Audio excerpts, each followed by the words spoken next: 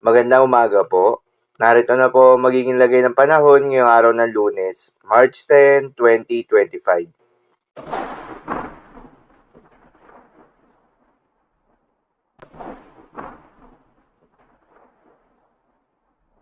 Sa kasalukuyan na tayo sa pag-asa, patuloy na umiiral itong shear line o yung salubungan ng malamig na northeast monsoon at mainit na easterlies na posibleng magdala ng maulap na kalangitan na may kalat-kalat na mga pagulan at isolated thunderstorms sa may northern Luzon at eastern section ng central Luzon.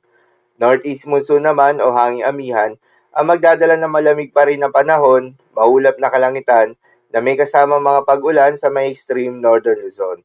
Habang yung easterlies o yung mainit na hangin galing sa may karagatang Pasipiko ang nakakaapekto at posibleng magdala naman ng bahagya hanggang sa maulap na kalangitan na may kalat-kalat na mga pagulan at thunderstorms sa nalalabing bahagi pa ng ating bansa.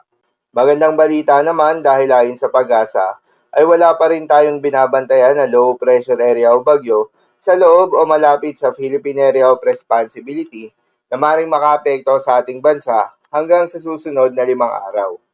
Ngunit maging handa pa rin tayo dahil maaaring wala o merong isang bagyo ang posibleng mabuo o pumasok ng Philippine Area of Responsibility ngayong buwan ng Marso. Para naman sa magiging lagay ng panahon ngayong araw ng Lunes, dahil nga sa epekto nitong shear line, asahan sa Cordillera Administrative Region, Mainland Cagayan, Isabela, Nueva Vizcaya, Quirino, Aurora, Nueva Ecija at Bulacan ang maulap na kalangitan na may kalat-kalat na mga pagulan at isolated thunderstorms. Posible ang mga pagbaha o pagguho ng lupa dahil sa katamtaman hanggang sa kung minsan ay malakas na pagulan. Habang sa Davao Region, Zamboanga Peninsula, Soc-Sargen, Basilan, Sulu at Tawi-Tawi ay asahan naman yung maulap na kalangitan na may kalat-kalat na mga pagulan at thunderstorms na dulot ng easterlies.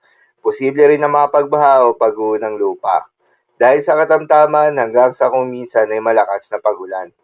Habang sa Batanes at Babuyan Islands naman ay asahan yung bahagyang maulap hanggang sa maulap na kalangitan na may kalat-kalat na mga mahihinang pag-ulan na dulot naman ng northeast monsoon. Habang sa Ilocos Region ay asahan naman yung bahagyang maulap hanggang sa maulap na kalangitan na may kalat-kalat na mga pag-ulan o thunderstorms na dulot ng shear line. Posible rin ang mga pagbaha o pagguho ng lupa during severe thunderstorms. At sa Metro Manila at nalalabing bahagi pa ng ating bansa, ay asahan rin yung bahagyang maulap hanggang sa maulap na kalangitan na may kalat-kalat na mga pagulan o thunderstorms na dulot ng easterlies. Posible rin ang mga pagbaha o pagguho ng lupa during severe thunderstorms. Madalas nabobo ang mga thunderstorms na ito tuwing hapon o gabi na nagtatagal ng 1 hanggang 2 oras. Kaya naman ingat sa mga posibleng banta ng pagbaha at pagguho ng lupa, lalong-lalo na sa mga lugar na inuulan na noong mga nakaraang araw pa. Para naman sa magiging lagay ng mga dagat baybayin, ayon sa Pag-asa ay wala pa rin tayong nakataas na gale warning sa anumang seaboards ng ating bansa. Ngunit iba yung pag-iingat pa rin sa mga papalaot ng mga kababayan nating mangingisda at yung may mga maliliit na sasakyang pandagat sa may seaboards ng Northern at Central Luzon. Dahil inaasahan pa rin yung katamtaman hanggang sa maalon na karagatan. At sa nalalabing seaboards naman ng ating bansa ay asahan yung banayad hanggang sa katamtaman ng mga pag-alon. Ngunit iba yung pag-iingat pa rin, lalo na kung meron tayong offshore thunderstorms activity. Asahan yung paglakas ng hangin at kakibat nito ay pagtaas rin ng mga pag-alon. So yun lamang po para sa lagay ng panahon ngayong araw ng Lunes. Keep safe everyone.